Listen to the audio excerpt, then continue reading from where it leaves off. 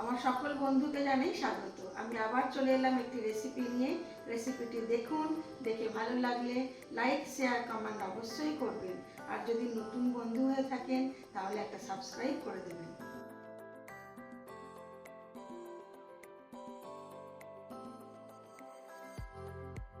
আজ আমি বানাবো চিজ পাস্তা।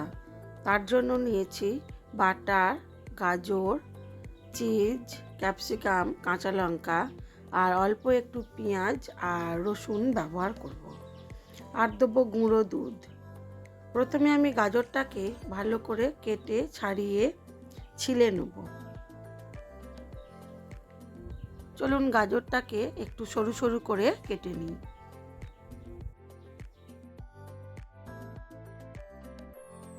সবজি দিয়ে এই চিজ পাস্তাটা খেতে অসাধারণ লাগে। এটা সকাল বা বিকালের টিফিনে তো খুবই ভালো হয়, বাচ্চাদের টিফিনেও দেওয়া যায়। বেশ অনেকক্ষণ পর্যন্ত পেট ভর্তি থাকে আর খেতেও অসাধারণ হয়। চলুন আজকে আমি কিভাবে এই চিজ পাস্তা বানাই সেটাই শেয়ার করব।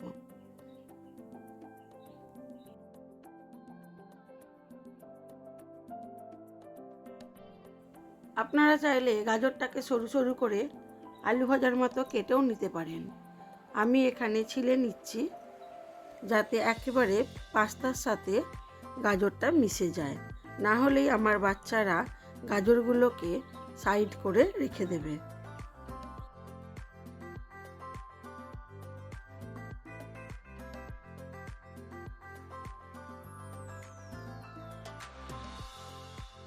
এবারে কেটে নেব একটু পেঁয়াজ সরু সরু করে আর কাটবো 2 কোয়া রসুন।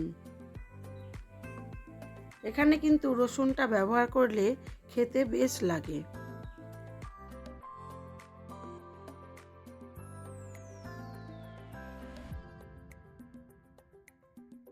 আমি এখানে হোয়াইট সস ব্যবহার করব, কিন্তু সেটা একই সাথেই করব। দেখাই চলুন কিভাবে আমি করছি এটা।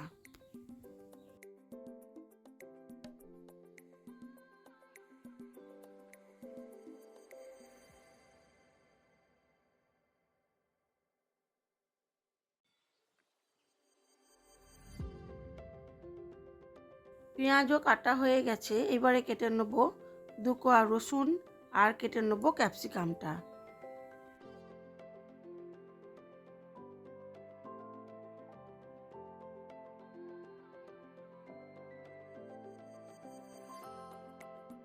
রসুন ব্যবহার করলে রসুনের যে তীক্ষ্ণ গন্ধ সেটা কিন্তু এর মধ্যে থাকে না। চিজ, গুঁড়ো দুধ এইসব দেওয়ার ফলে রসুনের গন্ধটা থাকে না, কিন্তু একটা সুন্দর খেতে লাগে। সেই জন্যই রসুনটা দেওয়া হয়।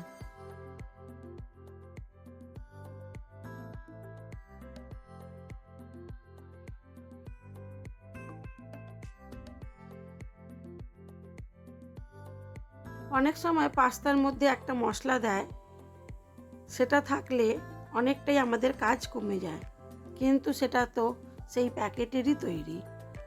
তো বাড়িতে বানানো খাবার বাচ্চাদের অবশ্যই দেওয়া উচিত। সেই জন্যই আমি এইভাবেই পাস্তাটা রেডি করি।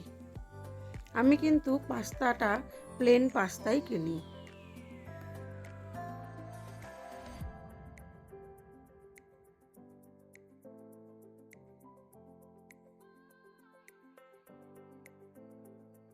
এবারে ক্যাপসিকামটাকেও খুব ছোট ছোট করে কেটে নেব।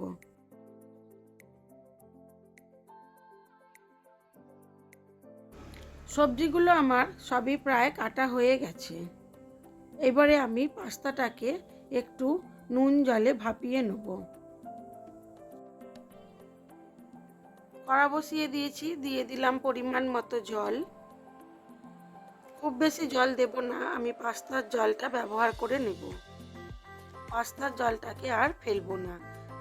এর মধ্যে দিয়ে দেব পাস্তাগুলো।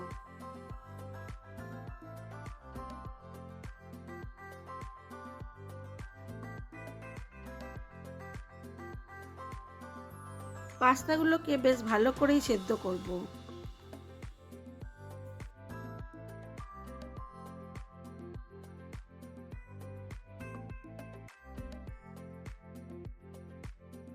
দিয়ে দিলাম অল্প একটু নুন।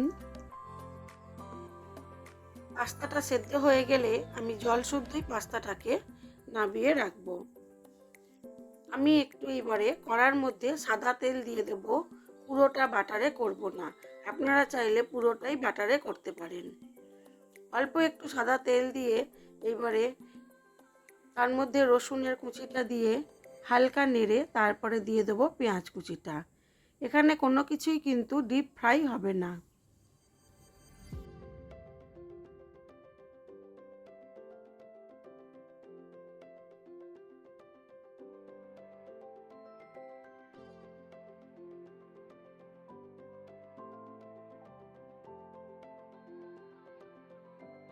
পেঁয়াজটাকে হালকা করে নেড়ে নিয়ে এবারে দিয়ে দেবো কেটে রাখা গাজরটা।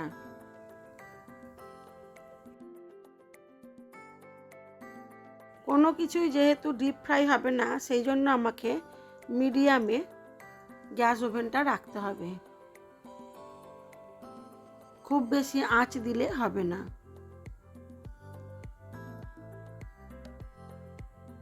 খুব ভালো করে নুন দিয়ে সবজিগুলোকে ভেজে নেব, কিন্তু ডিপ ফ্রাই হবে না।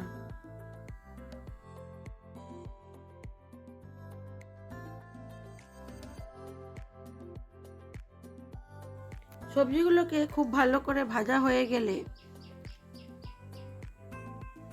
এমনভাবেই ভাজতে হবে যাতে এখানেই আমার সবজিটা সেদ্ধ হয়ে যায়।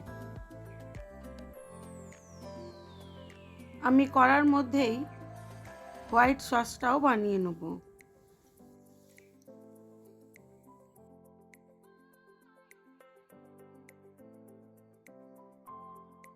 সবজিগুলো আমি না নাবিয়েই একেবারেই সাইড করে সবজিগুলোকে কড়ার মধ্যে অল্প একটু বাটার দিয়ে 2 চামচের মতো ময়দা দিয়ে এটাকে করে নেব।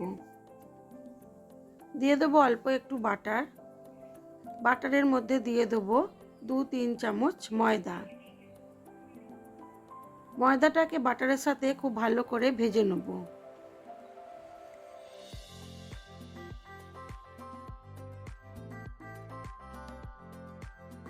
ভিডিওটা বড় হয়ে যাবে, সেই জন্য আমি আর সবজিগুলোকে নাবালাম না।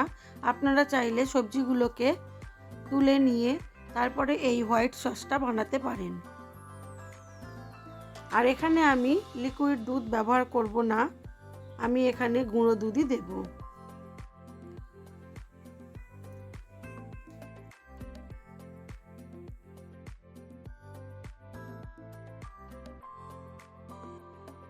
ময়দাটা আমার খুব ভালো করে ভাজা হয়ে গেছে। এবারে আমি চিজটাও এখানে একটু ছিলে নেব।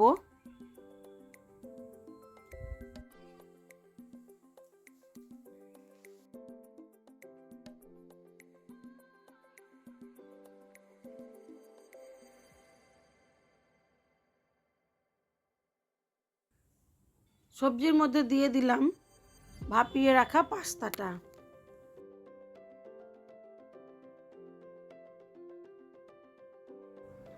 সবজি ও পাস্তা সব কিছু ভালো করে একসাথে মিশিয়ে নেব।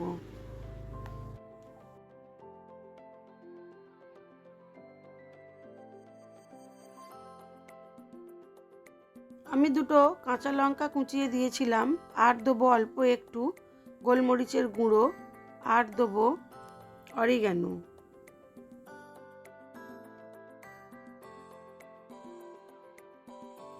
এবারে দিয়ে দেবো পরিমাণ মতো গুঁড়ো দুধ। গুঁড়ো দুধটা একটু বেশি পরিমাণেই দেব, আপনারা চাইলে লিকুইড দুধও দিতে পারেন।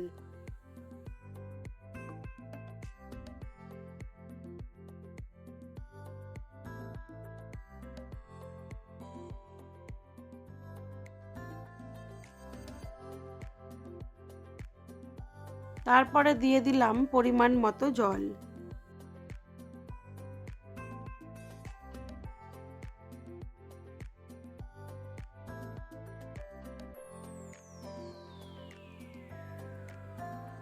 পাস্তাটা আমার প্রায় রেডি হয়ে এসেছে।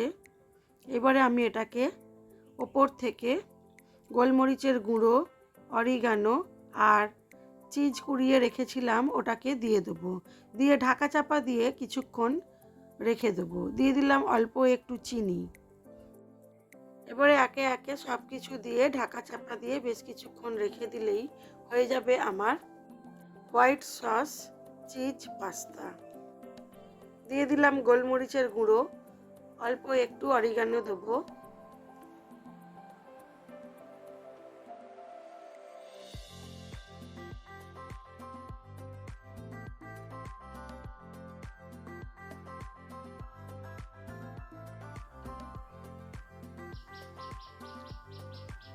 আমার পাস্তাটা রেডি হয়ে গেছে, আমি এবার এটাকে সার্ভ করে দেবো। দিয়ে দিলাম চিজটা। গ্যাস নিভিয়ে চিজটা দিয়ে ঢাকা চাপা দিয়ে কিছুক্ষণ রেখে দেবো। তারপরে আমি এটাকে সার্ভ করে দেবো। এটা খেতে কিন্তু অসাধারণ হয়েছিল, আর এটা বেশ অনেকক্ষণ পর্যন্ত সবার পেট ভর্তি থাকবে।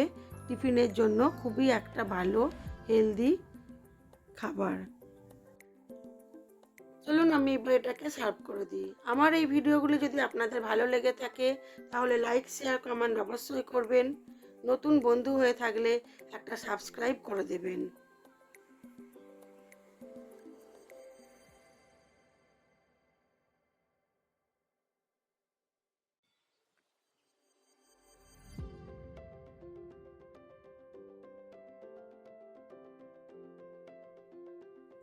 আজ এই পর্যন্ত। সবাই ভালো থাকবেন, সুস্থ থাকবেন, নিজেদের খেয়াল রাখবেন।